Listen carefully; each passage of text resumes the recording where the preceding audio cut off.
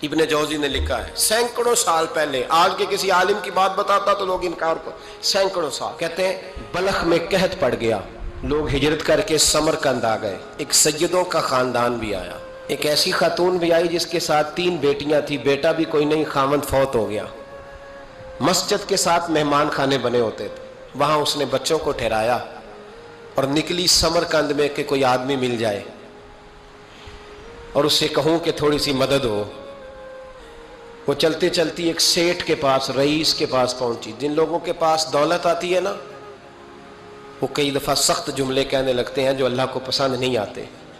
وہ سیٹھ کے پاس گئی تو جا کے کہنے لگی میں غریب ہوں، پریشان ہوں، بلخ میں قحط ہے، سارا زمانہ جانتا ہے، تو میں اس لیے سمرقند آئی ہوں، بیٹیوں کا ساتھ ہے، نہ رہنے کو جگہ ہے، نہ کھانے کو روٹی ہے، نہ پہننے کو کپڑا ہے، مہربانی کر تھوڑی مدد کر۔ کہنے لگا ہو کون؟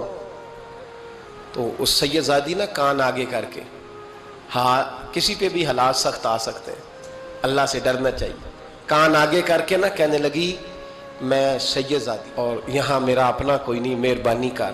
تو وہ سیٹھ صاحب، چودھری صاحب کہنے لگے مجھے کیسے پتا چلے گا تو سید ہے؟ تو سید زادی نے اپنا پلو کھولا اور اپنے آنسو دونوں آنکھوں سے صاف کیے تو کہنے لگی اللہ تیرا بھلا کرے، میں ثابت نہیں کر سکتی کہ میں حضور کا خاندان، میرے پاس کوئی دلیل نہیں، میں نہیں بتا سکتی۔ چل ٹھیک ہے، چلی گئی۔ کسی نے بتایا کہ یہاں ایک یہودی بھی رہتا ہے، وہ بڑا سخی ہے، یا آتش پرست ہے، یا پارسی ہے کافر غیر، سخی بڑا ہے۔ اس کے پاس گئی، بیٹھی رہی، لوگ بیٹھے تھے، جب چلے گئے تو قریب گئی، کہنے لگی مجبور ہوں، پریشان ہوں، غریب نہیں ہوں۔ کہنے لگا بی بی تجھے کبھی دیکھا نہیں، سمرقند کی اتنی آبادی نہیں، میں سارے شہر، تو کون ہے؟ تو کہنے لگی تعارف نہ ہی پوچھے تو اچھا ہے۔ اس نے کہا چلو اگر پتہ چل جائے تو۔ کہنے لگی میں مسلمانوں کے نبی کی اولاد ہوں، مسلمانوں۔ اس نے کہا پیغمبر خدا کی اولاد؟ اٹھ کے کھڑا ہو گیا، بی بی کو ساتھ لیا، گھر گیا۔ کہنے لگا جو صاف ستھرا کمرہ ہے نا اسے پھر دھو ڈالو، ایک دفعہ پھر دھو ڈالو۔ کمرہ دھلایا، صاف کرایا۔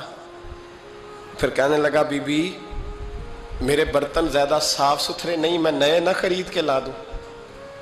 پھر نئے برتن لایا، پھر اپنے بچوں سے کہنے لگا اونچا نہ بھولنا کہ سیدہ فاطمہ کی شہزادیاں آئی ہیں، یہاں کوئی شخص اونچی بات نہ کرے۔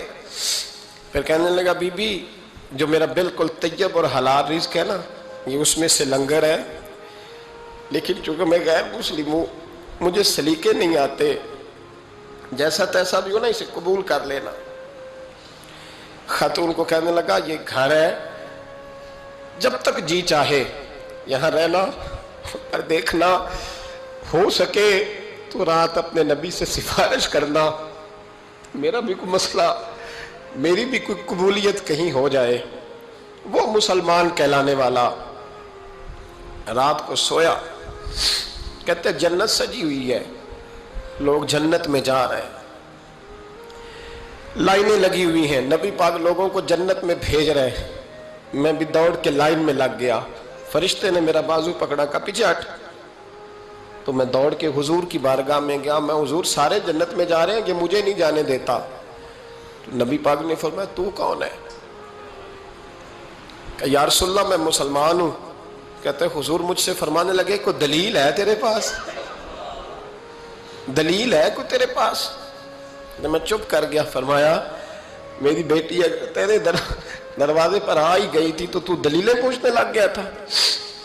ہم جا دوڑ جا۔ سویرے آنکھ کھلی تو گلیوں میں ڈھونڈتا پھرتا ہے، تلاش کرتا پھرتا ہے، کونے کونے میں جاتا ہے وہ سادات کا گھرانہ کہاں گیا، ڈھونڈتے ڈھونڈتے اس غیر مسلم کے دروازے پہ جا کے پہچان لیا۔ تو کہنے لگا خدا کا واسطہ جو تو نے نوکری کی ہے نا، ان کی مجھ سے 11 گنا لے لے، یہ سادات کا گھر مجھے دے دے۔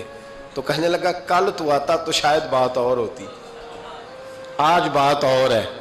اس نے کہا مہربانی کر۔ کہا نہیں کل تو آتا تو معاملہ اور تھا، آج معاملہ آج اور ہے، رنگ بدل گیا ہے، حالات تبدیل ہو گئے ہیں، اب تو دیکھ تاک کے آیا، جا دوڑ جا۔